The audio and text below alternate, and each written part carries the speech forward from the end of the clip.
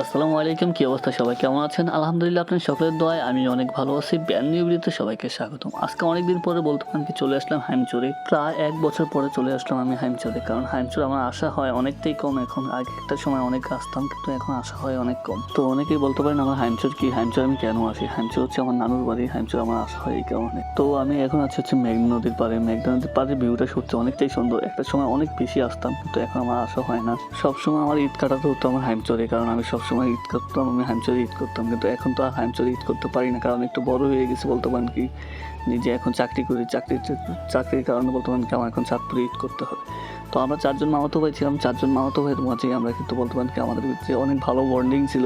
তো আমরা সবসময় একসাথে আমরা ঘোরাফেরা করতাম, একসাথে আমরা যে কোনো জায়গায় যেতাম। কিন্তু এখন বলতে পারেন কি আমরা ৪ জনেই আমরা আছি, কিন্তু ঠিকই, কিন্তু আমরা ৪ জনেই বলতে পারেন কি আমরা এখন ৪ জনই ব্যস্ত। কেউ চাকরি করে হয়তো বা কেউ ব্যবসা করে, এই নিয়ে বলতে পারেন কি আমরা ৪ জনই ব্যস্ত আছি। আমরা এই কারণে হয়তো আমাদের আগের মতো একসাথে ঘুরে হয় না, একসাথে আড্ডা দেওয়া হয় না।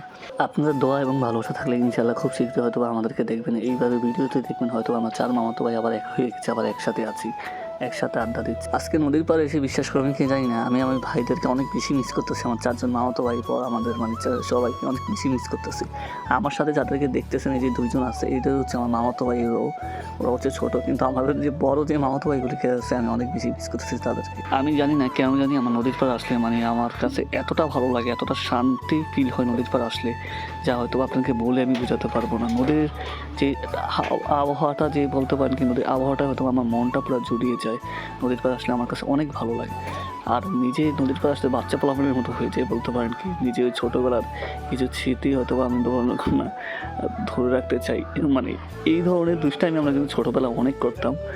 এখনও যখন সিঙ্গেল আছে, নিজের নামের অক্ষরের পাশেটা একটু খালিই রাখলাম। কেউ যদি দেখেন এই নামের অক্ষরটার পাশে একটা অক্ষর বসিয়ে দিয়ে যাবেন। আর আমার নাম হচ্ছে হৃদয় খান। আমার ফেসবুক পেজটি মেনশন করে দেবেন, আর ভিডিওটা সবাই শেয়ার করবেন। আল্লাহ হাফেজ, দেখা হবে খুব শীঘ্রই নতুন কোনো ভিডিও নিয়ে। আর আমি এখন একটু গরিবের শাহরুখ খান হয়ে যাচ্ছি।